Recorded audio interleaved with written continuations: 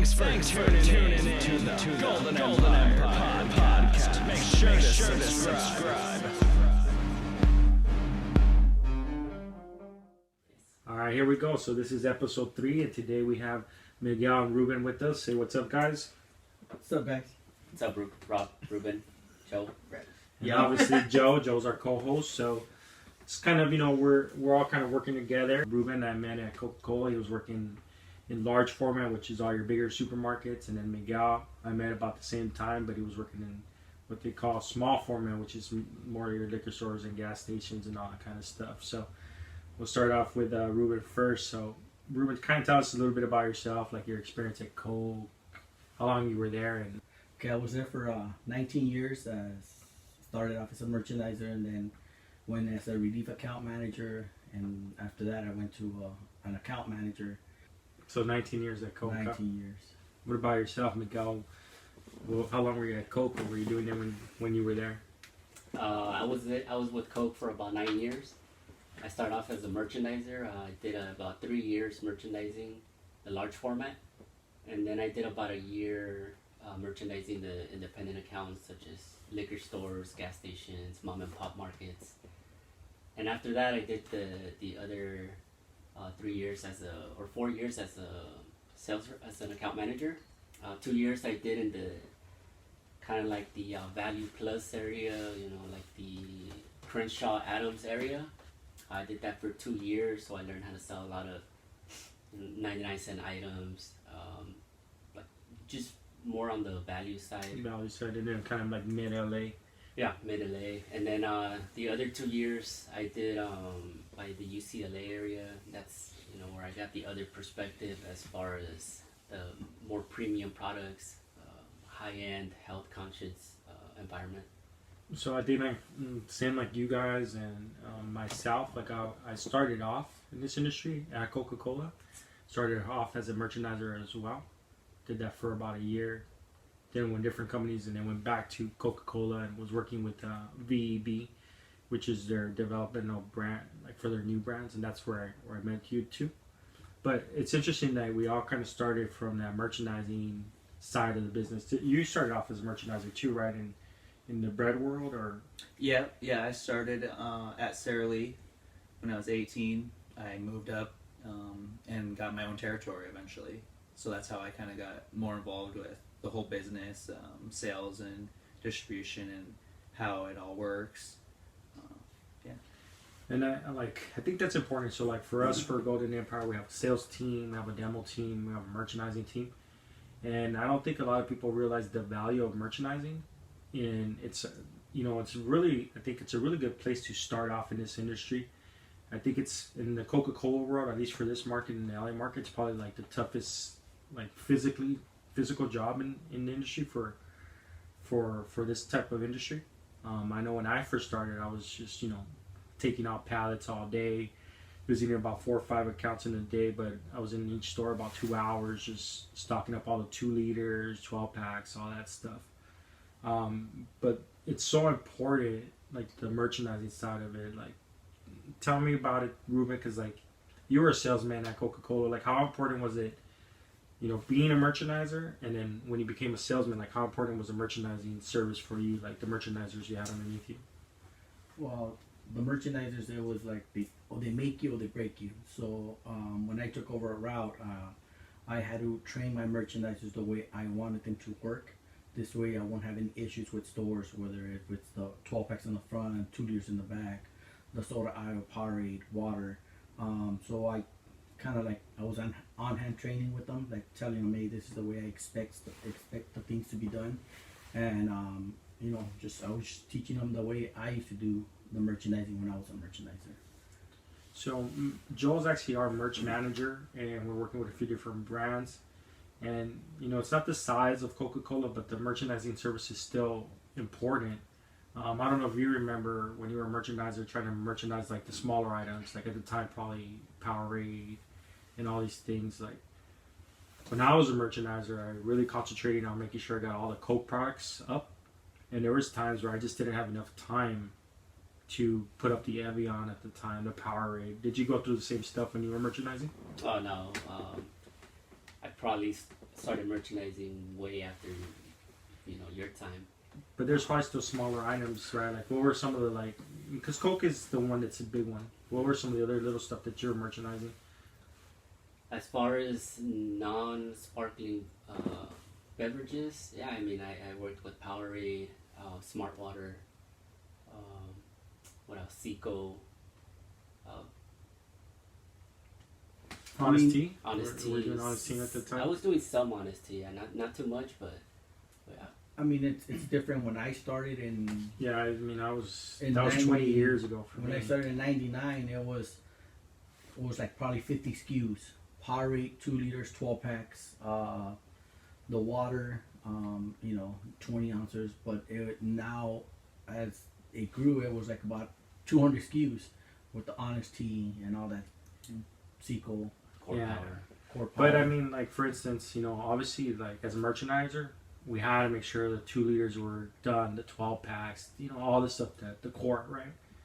But that other stuff, like, when I was a merchandiser, it's not that I didn't want to merchandise it, but I had to, like, you got 8 hours. Yeah. So it's like, well, you know what? I'm going to leave that for tomorrow, right? Or, I mean, it all depends how you plan your day. So, I don't know if Miguel did that when when he was a merch, but I used to do like hit the coolers at 20 ounces like on a Monday, knowing that Tuesday it was gonna, have to do a couple of builds. So I will always jump ahead. So this way on Wednesday when I have to do builds, I'll just touch up the coolers and the other stuff will be like a little. yeah, and that's exactly what I'm touch, talking you know? about. Like, you were touching every day, filling it. Sometimes it was just touch up because of the time, with Coke, they just got so much business that those guys sometimes they don't have enough time to like really fill everything. But the reason I'm bringing it up is because the importance of what we do for the merchandising side. Like, if you leave it up to the store to merchandise your products, it's not going to get done, or it's not going to be done efficiently. Yeah. So if you walk into any drugstore or supermarket right now, you'll see like a lot of holes in there. That doesn't mean that the product's not there. It could be in the back room, but no one's filled it. And that's where the merchandising becomes so important. And then you being, especially you on the large store, like, I mean, how much sales did that reflect when the merchandiser did it properly, or how did it help you also get displays, with the stores? Depending on the managers, some managers were really picky. Were like, hey, you guys didn't fill that. Why should I give you a display? We're not gonna, they didn't fill it. You don't deserve a display, and that kind of killed a sales for the product or any product they were trying to put up. There's a story that I just remembered right now going back. My first day merchandising after training, I was merchandising the 2 liters, and then being new and all, I wasn't aware that I was crossing over into the 7-Up section, and so here comes the 7-Up guy, and this guy was guarding his territory like like he was owning it, and so man, he gave me a pretty good introduction as far as like how that industry works, Well, let's talk about that, because I had a lot of that too. I don't know if you had it, where it was like beverage wars, like Oh yeah, Definitely. everybody between had it. Coke, Yeah. Pepsi, 7-Up, right? It's that at the time I started, that was it. There was another, there was no Red Bull at that time and any of these other things. And I remember like I would go into the store, and really, I was working with Coca-Cola at that time. It was like Pepsi was our main competitor, Yeah. and 7-Up, the 7-Up guy was in and out. 7-Up was 7-Up. Yeah, they just cared, like, they're in and out. Mhm. But the Pepsi guy, like, I would move all her stuff, and the next day I'd see all my stuff moved. Like, did you guys experience the same thing? all the time.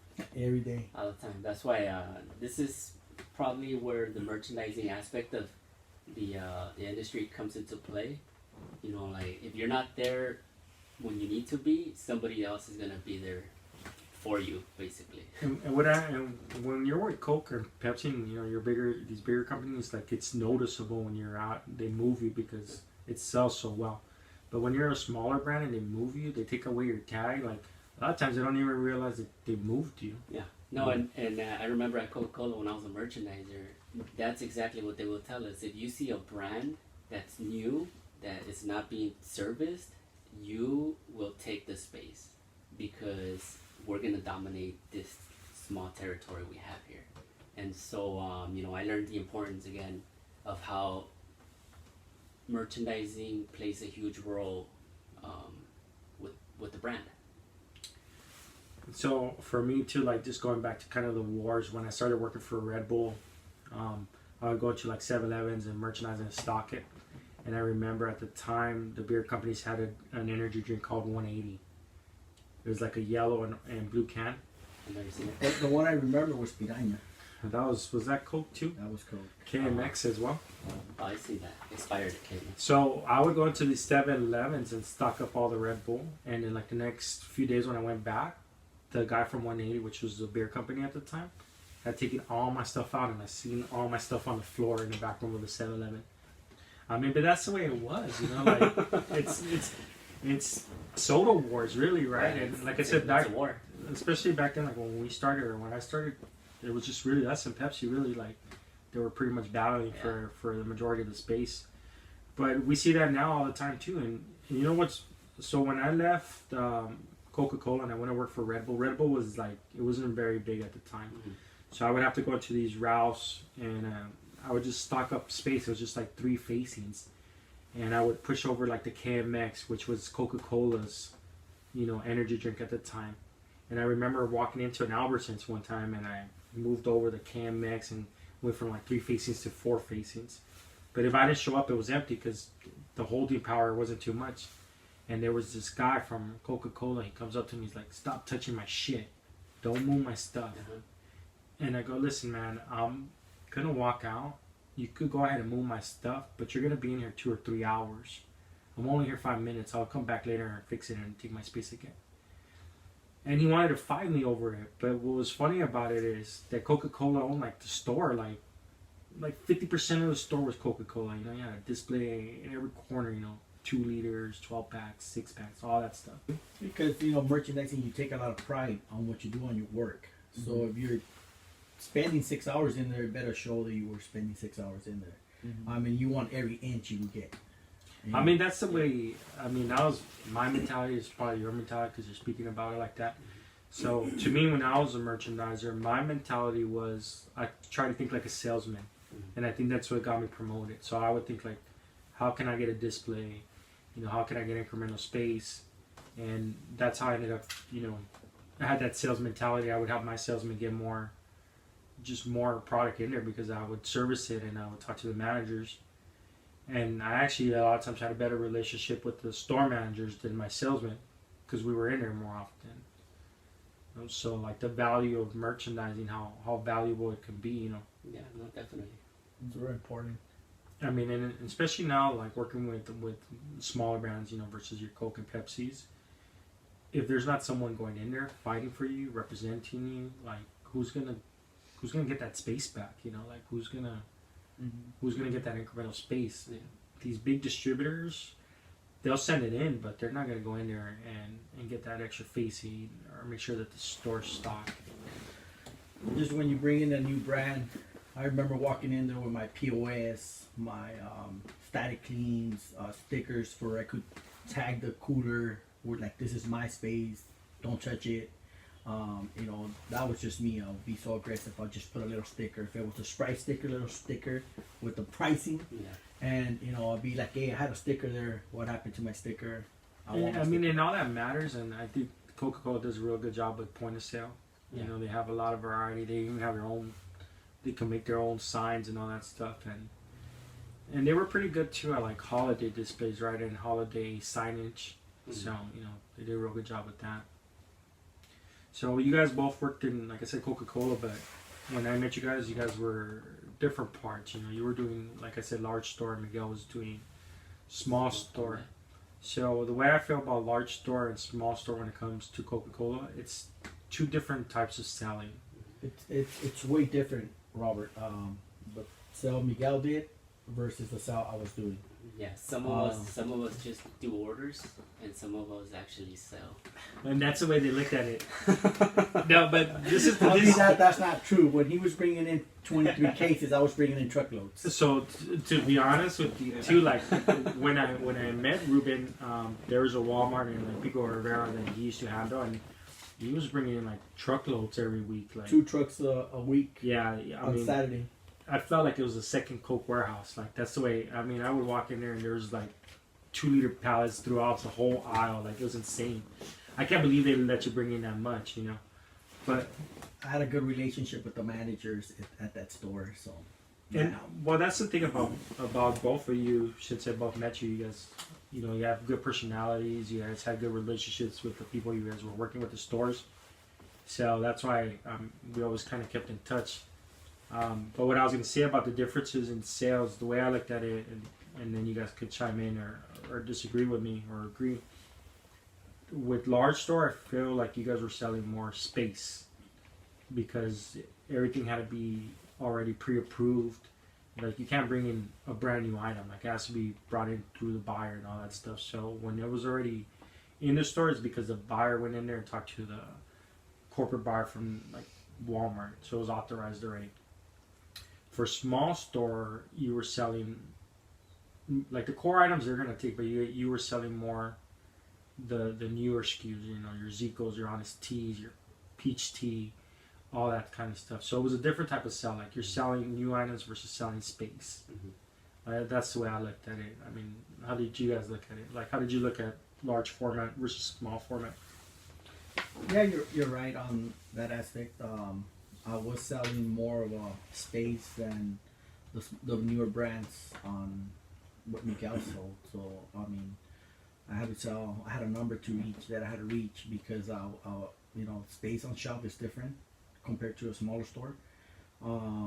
Everything had to go to corporate. So if it was a new item or a new package, probably like a little shipper. But most of the bigger brands, I was mostly volume. Yeah, so like I said, for you, it'd be more like you already have your set shelf, like it's already schematic. Already set to. So it was more like, how can I get a second display? Can I get a second cooler in here? You know, things like that. Because even the coolers that are out the front, a lot of them are already set to schematic. They're already paid for, you know. So it's already there, but it's more like, it's on sale now. Can I get a half pallet display? Can I get a full pallet display? Can I get an end cap? You know, things like that. Yeah, so if I sold in a cooler, I'll try to put in all the little new items in there, because I didn't have space on the shelf. So I know Miguel probably did it different, the way he sold in the new items. Yeah. So what was your experience in small format? Like I said, to me, with you guys, like most of the accounts already buy your core stuff. You know, your Coca-Cola, your Diet Coke, 20 ounces, predominantly because that's what moves the most in that channel. Yeah. But selling that other stuff, I think that's where it became more of where you guys had to really sell it. Yeah, so before answering that question, I want to thank Ruben for confirming what I said. So he's an order taker versus a salesperson. And now to answer that question, Miguel? But you know, we actually still depended on large stores a lot. Well, I mean, it depends. Like, my approach was, you know, I did leverage the fact that someone connected this new brand to the buyers, for example, Food for Less or Rouse or, you know, what have you. But yeah, so we had to take that extra step of like, why this brand needs to be in your store. You know, and most of the new brands that were coming in were more of like on the healthier side. When I was at Coke, I remember. And, you know, we had to explain why this product or brand needs to be in the store now. And, you know, it's a little more evident now as far as what's out there. I think Coke or sparkling caffeinated beverages are kind of not being looked at the same as before.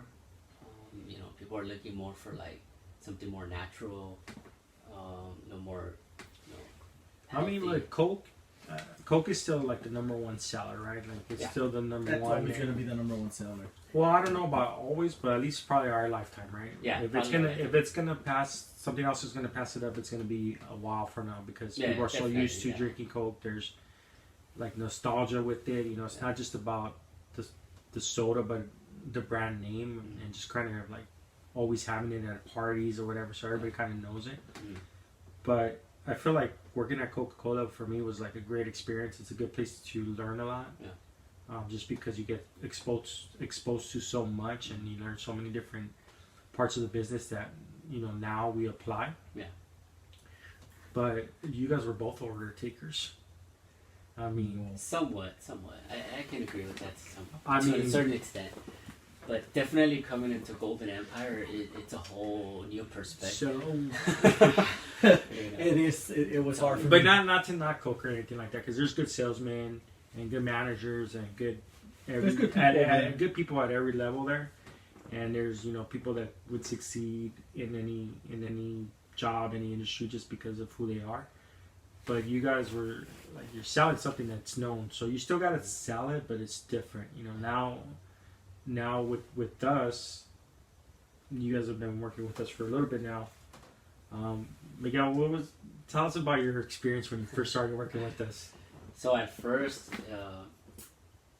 it was a little bit of a rude awakening, I suppose, in the sense that, at Coca-Cola, everything's kind of established already. I had my tab, my iPad, and I had my set route, set addresses, set names. Everything was already pretty much pre-made for me. So I just had to go and introduce myself, basically, right? And they already knew what I was coming for. They expected a red bottle to come, shipped through a truck. And now that I'm going into these new accounts that I've never been into, different areas, it was quite interesting to see them reject me, from this store to this store to this store. I remember it was it was really tough to kind of take in. Made me question myself as far as, am I really, is this what I should be doing? I don't know. You know what?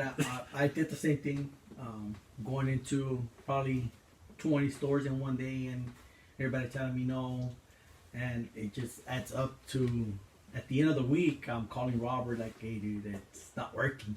Yeah. So Ruben's first week, he calls me after the week. He's like, "I haven't sold anything. I don't know about this." Yeah. I'm like, they don't want to buy from me, and I'm like, "Ruben, you're doing a great job. Like, just keep going. It's not you." Yeah. And he's like, "All right." He calls me like, I don't know, an hour later. He's like, "I got my first sale." Yeah. And then what, I mean, like 30, that- and then like that 30 just minutes, motivated me. Once 30 you minutes get your later, first sale, yeah. 30 minutes later, he calls me. I got another one. Yeah, I think it just takes that initial sale, because now we're a lot more consistent with sales together, and individually. But yeah, initially it was a big change. I mean, you guys like I don't know how you guys viewed me before like entering into this, because you guys saw me on social media and all that stuff. What were you guys thinking like when you would see what I was doing, and then now being in on it? Like, I mean, I used to be, damn, Robert has his own company. He's doing well. He's out there, delivering cases. How is that guy doing it? I was never used to doing what Robert was doing, so it was different.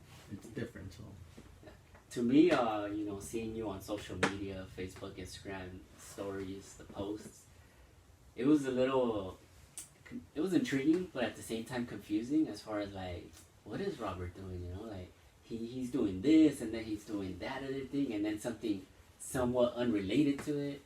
But now that I'm here, I'm kind of slowly tying all of that together, and still learning about Golden Empire and the platform that we're currently building.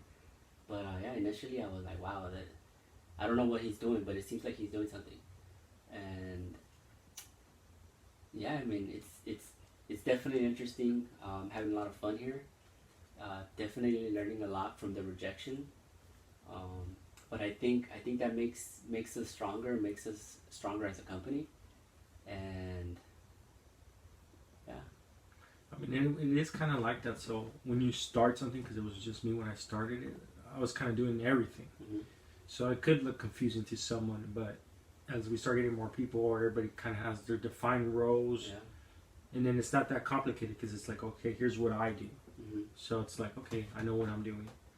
And then I try to give you guys freedom of, like, you guys can kind of choose what areas you guys go to, because we do have maps and we do have account based that, like, okay, here, kind of stay there. Mm-hmm. But I do want to give you that autonomy too, so that you could feel like, okay, I'm responsible for myself. Yeah. So that you guys could, decide and feel like you're contributing as well. Mhm. But this company, it's not gonna go anywhere without everybody on the team. And that's the way I kind of want to model the business, where it's like whatever Miguel does is good for all of us. Whatever Ruben does is good for all of us. Whatever I do is good for you guys. Like, because if we're all striving for the same thing, then we're gonna go at a faster pace, and then we're gonna be able to accomplish our individual goals, but also help all these companies achieve their goals. Mhm. So you guys actually didn't know each other before this. Like, you might have seen each other. And what's your relationship like now? I mean, good. I mean, I think it's good. competitive. Miguel's real competitive. Yeah. He pushes me out there every day, and Yeah. he gets a sale. He calls me. I get a sale. I call him. Yeah. But Let's just talk like it is. You guys talk shit to each other. we like, do. Yeah, we That's talk a lot of we're shit. both competitive. So Yeah, very competitive. I know. Yeah, I know, because you'll tell me, like, I sold more than Ruben today. Yeah. And Ruben will be like, I sold Yeah. more than Miguel. I think I on mean, Monday. but you know what? It's the love. We have the love here that it's just different. Yeah. Me and him could talk to you different, and me and him could talk, be on the phone and talk. Like, oh, what are you selling? Don't go home until you sell something. Yeah, that's true. So sometimes I'm out there a little late, and he's out there later than me. So, I mean, that's a good thing. Yeah, the other day on Monday we had a conversation. I was telling him about my sale, and I think I'm not sure, I wasn't there, but I think I heard him crying. Why would I cry? Hey, sometimes men cry. Sometimes Hey. men cry. I am an emotional guy. Yes. I'm just kidding, Miguel. Oh, God. No, So- but I think our relationship has grown a lot. I mean, going through rejection together and growing brands together, kind of bouncing off ideas and feedback. Like, I feel like he helps me a lot as far as kind of like perfecting my sales pitch with a specific brand. And I think I feel like I contribute to his pitch as well. I mean, I definitely feel like you guys motivate each other, because before Ruben came on board, you're doing okay, but then Ruben started taking off, and next thing you know, you started doing better, and it kind of goes back and forth, and then It's been where if I can't sell something, I'll call him and I'll be like, "Hey, what are you doing different than I'm doing? That I'm doing." So I'll tell him, "Let me know what you're doing, and maybe I'm doing it wrong." So he'll tell me, "Oh, this is the way I tell him." So I go back into the store and I change the pitch, and I'll get a sale. And then sometimes he'll be like, "Oh, I haven't got anything," and then I tell him what I'm doing, and he'll get a sale. But it's been like that. So we exchange the way we sell stuff. So sometimes that's just what we need. Before I was kind of more of a focused on specific brands versus the entire account store or the entire demographics. yeah, let's talk about that, because like when you're working with these big companies like Coca-Cola, Pepsi, anything that's like a big company, Frito-Lay, you're kind of tunnel visioned. Very tunnel vision. You just see your products and you believe like nothing else exists, but when you get out of it, you realize like, man, there's all these other categories that no one even paid attention to. Like, is that something that you guys noticed too when you guys started doing this versus when you were at Coke? Yes. So Definitely. I actually didn't even bother to even think that other brands existed. That's how tunnel vision I Yeah, was. same here. I used to walk the water. I would just look at the Dasani, the Smart Water, and never looked at anything else. And Hawaiian spring water, I was like, who's that? And I started seeing displays. Eternal, who's Eternal? Like, I started seeing them after I left Coke. And Never seen them before. not only just the brands, but just like you don't even realize there's so many distribution companies. Oh right? yeah. Like, I didn't know there were so many. and even now, and here's the thing about it. So when you're working with Coke, Coca-Cola, because they're the base, they have their own trucks, they have their own merchandisers. They have everything that you need to facilitate a distribution company. Mm-hmm. When you're working with these smaller distributors, there's just that lack of awareness for who that distributor is. Yes. So that becomes another challenge. When you're walking in there and they know you're from Coke, there's that, they just trust you more, Mm-hmm. because they know you're going to show up. They know the red truck's going to show up. They know that if there's damaged product, someone's going to exchange it. Mm-hmm. Versus you're working with these smaller distributors, and it's like, well, who are you working with? Yeah. Are they going to take care of me? Are you ever coming back? Yeah. So there's just all these different challenges. What are some of the challenges that you see out there, from working for Coke to doing this now? Like, what are some of the biggest challenges you see out there? It's a lot of people don't know who's Golden Empire, and they don't know what we do. And one of the challenges is when I present to the customer, they're like, "Who's that? Who's gonna bring it in? Who's that distributor? Rio Soda? Who's LED?" They don't know who those distributors are, so they don't trust me. So that's one of the biggest challenge. So I have to tell them, we work with different distributors. We work with different brands because they don't have the people to support those other brands. So that's what we're here for. That we're here to help them sell this brand or whatever brand we're carrying in our hands. So they're like, okay.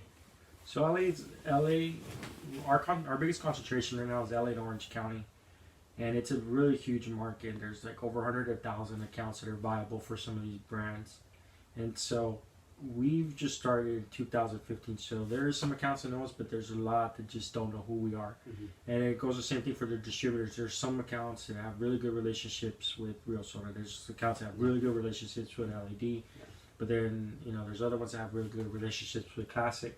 But it's not across the board where, they all like every distributor. So we work with multiple distributors, and, some people like one distributor, some like the other one. Some used to love Harold Apple, some didn't. Yeah. So those are definitely some challenges. What are some of the biggest challenges you see out there, Miguel? Well, I think there's three main challenges, three biggest main challenges. One of them would be, who's Golden Empire, who's this distributor, and what is this brand? So, like I tell Ruben sometimes, we have three things going against us from the get-go. So, I think what helps us is the confidence that we have when we walk into that liquor store or that gas station or the mom and pop account, where we don't necessarily talk in like with a small voice and say, "Oh, can you please take this product?" We go in there confident and say like, stand our ground. You don't know us, and that's okay, but you are gonna get to know us.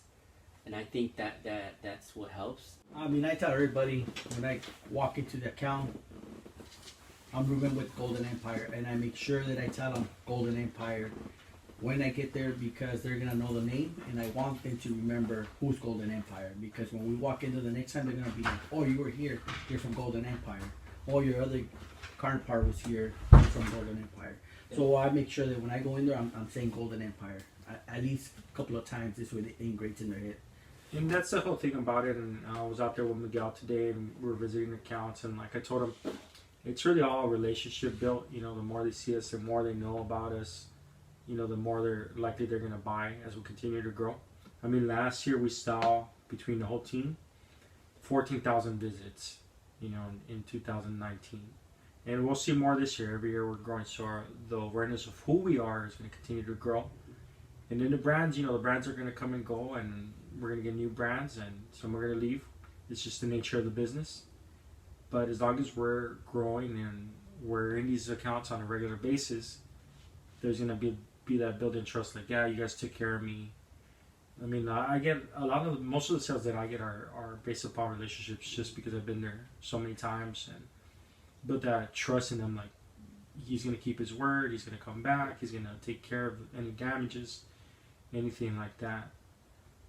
So, Miguel, do you remember your first sale you got with us? No, you don't remember it. Do you remember your first sale? Yes, I was at in Long Beach. It was a Village Cafe, I believe, on First Street in Long Beach. And how did it feel after so many rejections? It felt good. I could tell you they said yes to Wink, and that was the first item I was selling. They asked me all kinds of questions, and I was confident of what I was bringing into that cafe. And they're like, "Oh, are you done for the day?" I go, "This is going to be my last store." And they asked me, "How much have you sold?" And I told them, "You guys are my first sale of the day." And they're like, "Oh, cool, so we're your first ones." And I was like, "Yes." That made me so happy. I remember. Who would you call? They call Robert. So what are, you guys, doing this for a little while now, and we're working with a few different brands. Ruben, give me some keys to success. Like, what? Give me one. Give me one. Like, that you feel. Let's say you were to start a new brand. What is something that a brand's gonna take to succeed? I would say marketing and POS and just being behind the brand. Behind the brand is just you have to have that marketing out there. If there's no marketing, whether it's a sticker or something, people are not gonna see it. There's 100 SKUs or thousands of SKUs out there of just brands that want to stand out. So, but if you put like a sticker, it's gonna stand out. So anything that can help it stand out, point of sale. I mean, point of sale, anything. And I think a lot of brands don't understand that. They just think get into the store, it's gonna sell. It doesn't work that way. That does not work.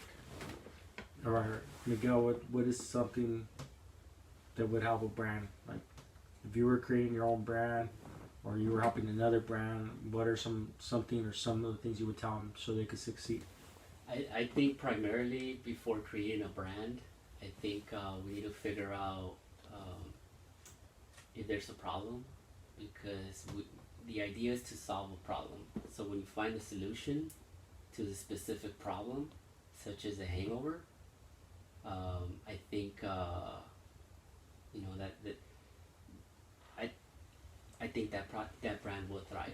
So it's creating something unique that's needed in the industry. Exactly. Yeah. So doing your research, making sure that research is accurate, but primarily you want to solve a problem. I mean, I think what you guys are both saying are correct, but I don't think there's like one thing, right? Like, there's multiple things, and what works for one brand doesn't mean it's gonna work for another brand. And just because you're a new, type of brand doesn't mean you're gonna succeed. So a lot of times it's timing. Yeah. It's not the right time for it. I've worked with like over 100 brands, and some take longer to develop than others just because of timing and awareness. And then other ones take off a little bit faster. But I definitely feel that they all need what we're offering. Definitely. They need someone out there in the streets. And right now, currently, we're visiting about 250 visits per brand in a month. And obviously that number will continue to go up because we'll continue to add more people. But for the LA and Orange County, we're averaging about 250 visits a month for a brand, and it's absolutely necessary. And I think one of your biggest obstacles too is catching the retailer. Yes. Because the decision makers. So that's the whole thing too. Like, you guys didn't bring that up, but we kind of see all the stuff that you guys are doing out there. I'm out there. I've done it myself, and I look at your guys' reports, and about half of the time that you go into an account, they're not there. Just because the decision makers, the owners, a lot of times they don't have a set schedule, or they own multiple accounts, so they're bouncing around. Obviously, we're taking notes and trying to figure out what time they're there, what day they're there, but a lot of times it's catching them. So the average sale, this is just statistics you can look up. You don't make a sale to the 7th visit. It doesn't mean that all those other 6 visits didn't matter or anything. Sometimes you leave a sample. Sometimes the decision maker's not there. Sometimes they're too busy. I mean, we went into an account today, Mickey's Deli down in Hermoso Beach, and we just went at the wrong time, man. Like, the line for food was like nonstop, so we didn't really have the time to present. We were there waiting too long, so we said, hey, we're just gonna have to come at another time. So those are all like factors of why. But that's why what we do is so important too, because someone needs to be there and someone needs to go back and a follow up. And the follow up is so important, going back after you drop off a sample or after you talk to them the second time, the third time, just building that rapport. Like, I think we went to an account today and told Miguel, they didn't buy from us today, but I feel just because of the conversation we had with him, we grew that relationship. And I feel pretty positive that on the next visit, he's going to buy something based upon the conversations we had. And we gave him samples, and we, gave him information and told him what it is. So we lectured him on the benefits of the products. And I think he's going to go back and research it and try some. And if he likes it, I think he'll buy in the next visit. I think it's true what you're stating as far as like the visits go. I remember this account where I probably visited him maybe like 5 times for the same brand, and he literally told me, he's like, you know, you've been here so many times, just send it to me. So, you know, it's a matter of consistency and a matter of, I think, them or the decision maker, the owner, understanding that we're there. You know, Golden Empire is gonna be there today and tomorrow and moving forward. And I think you know, it grows that trust where they say, yeah, that he's not just gonna come and sell me one thing and then just disappear like you said earlier. Yeah, no, and I went with Ruben like last week or the week before. We met up with the president of 7-Eleven franchisee owners for the LA market, and I presented to him. But when I presented to him, I didn't really go over all the facts of the products or anything like that. I kind of just said, "Hey, man, can you take this product into your stores?" And he's like, "Yeah, what's the price? Here's the price," and that's it. So, Ruben, you were there. Did I really like push hard on it? No, you didn't. All you did is just gave him the paperwork, and he looked at it, and he goes, "What is the price?" Like you said, and he said, "Okay." He goes, "Sounds." Bring it to all 8 stores, and that was it. We didn't even present anything. No, and the reason we didn't have to is because I've known the guy and his, you know, his son and their businesses for about 20 years. So I already built that trust where it's just like, hey, just, you know, do me a favor, take it in. And I don't have to hard push because if it does well there, then they'll take it to more accounts. But they know that I'm going to show up. They know they could call me, I'll answer. They know if a product goes bad, I'll take care of it because I've already done it for them. He was like happy to see you, and Yeah, I mean, he like, wanted more products. Like, what else do you have? yeah, we're going to present more to them. Just kind of want to get started. And I already know how they think, the way they work, what their expectations are. So as long as we're meeting their expectations, it'll be easier to get something else in there later. But that's the way it is. Like, it's all, you know. I think you were telling me today, right? You have an account that pretty much will buy anything from you, right? Yeah, the guy sees me come in, and he's always sees me and he smiles, and he goes, "What are you bringing in today?" So I took him Hawaiian spring water, Frazzers. Now he's gonna be carrying on morning recovery. So I don't need a Tranquini. Yeah, and it's all a relationship, right? Like, you've just been going there Yes. so many times. So, I mean, that's kind of where we're at right now. I just wanted to pick your guys' brains about sales because I think a lot of people don't understand the difficulties of it. And from the outside looking in, you only see stuff when it's successful, you know? Like, for instance, we were working with Bang, and Bang's everywhere now. And you look at it and you're like, wow, Bang's everywhere. It's selling everywhere. But they've been around for about 8 years now. And the guy that created Redline, and he's been around for over 20 something years. So it's actually been like almost 30 years to get to the point where they're at now. But unless you're in the industry, you don't realize that. You just think like, oh, it's doing really well. Well, it came out of nowhere. Yeah, you don't understand. You're like, you know, it just popped up today. But we're in the trenches, you know. You guys are right there visiting all these accounts, and really that's what it takes to build a brand. It takes a lot of dedication. It takes a lot of follow-up. And, you know, that's really what it takes to build a brand. You know, you got to build from the bottom up and from the top down, so and then kind of meet at the middle. Mm-hmm. But if we're not doing all this stuff from the ground up, visiting all these accounts, creating the awareness, then the brand's not going to succeed. And even then, you know, you still have to do all the marketing behind it as well, or else, you know, it's not gonna happen as well. Yeah. But yeah, that's kind of what I want to talk to you guys about, and just kind of, like I said, so people understand more what we're doing, understand more about building a brand. Miguel, what is something that we can improve? Because the way I look at it is wherever we're at now, there's always room for improvement, and we always meet. You know, we'll probably meet at least once a month, but I'm always talking to you guys, and that's always my focus too. It's like, no matter where we're at, how can we be better? Mm-hmm. So in your opinion, what is something that we can do better? I know this is a challenge, but I think aligning as best as we can from the distributor to the brand to the orders being submitted and into the accounts that it's supposed to be shipped to. And that's kind of the hardest thing too when you're building a brand, the distribution side, because there's so many variables, distributors, salesmen, and all that stuff. So it's not always you think it's going to get delivered when you want it to, but that's where we go back in the follow up to make sure things get executed. And even then, sometimes when we sell it in, like for us, our job is to also make sure it's stocked on the shelf. Mm-hmm. Like, how many times have you gone back and it's just sitting in the back room? It got delivered, but it's not on the shelf. And if it's not on the shelf, it's not really being sold. Right. But that's as we continue to grow and we grow our relationships with the distributors, the salespeople, all that will become more aligned. So I think all the stuff that you're doing helps out. And we just got to keep working with them because there's so many moving variables. Mm-hmm. Like I said, it's not like Coke where it's all one company. It's Mm-hmm. like we're working with multiple. It's just the way it has to be. Yeah.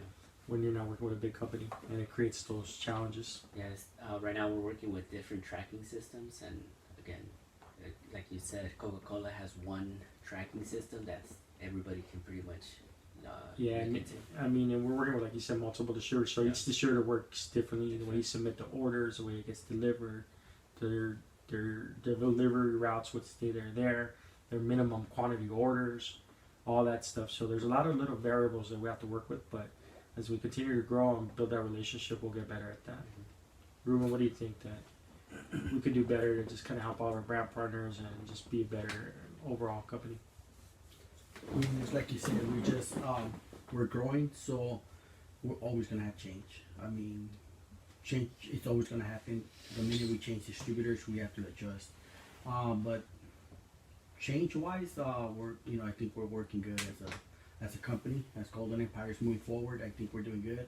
And we always have dialogue, so you guys already know like anything that's going on out there. We'll try to figure it out. It doesn't always happen the way we want it to, but at least you guys know what's going on and why it's happening, and then we try to work on it and make it better. All right. Anybody got a quote of the day? Yeah, You have a quote? You have a quote? Yeah, no, go ahead, Rob. I got one too, though, but I want you to do yours first. You have a quote? Anybody have a quote? I got a quote. So What is your quote? here's my quote. It's like, I don't know if it's really a quote or just a saying, but work with the sense of urgency, not a sense of panic. So a lot of companies that I've worked with or managers I've worked with, they want you to just get stuff done, but they create a sense of panic. And really, you should always have a sense of urgency. Like, let's get this done. Let's make sure the order gets submitted. Let's make sure the product gets delivered. Let's make sure we put it on the shelf. But never that sense of panic. Like, panic doesn't help out anybody. But the sense of urgency should always be there. And that's the way I feel you should work, and we should work. Yep. It's a good quote. Yeah.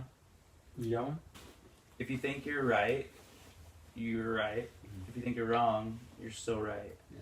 Because it's all about what's in your head and what you believe in yourself, and what you think you can accomplish.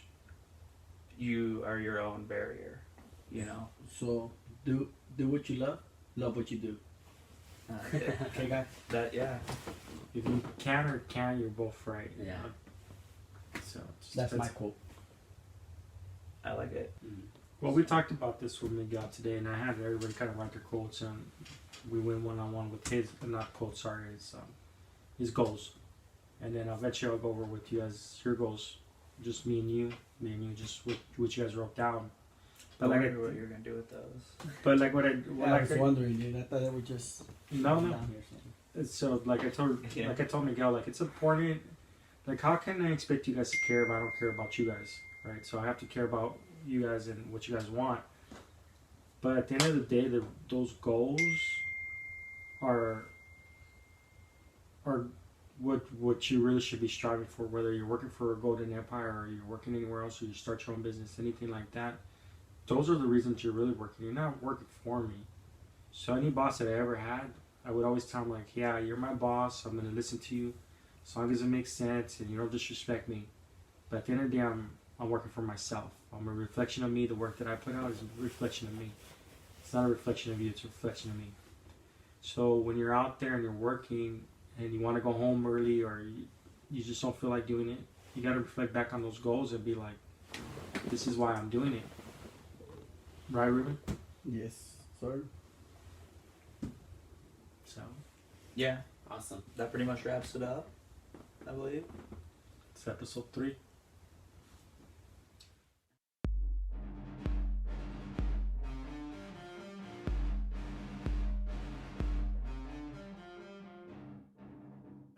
Take 2.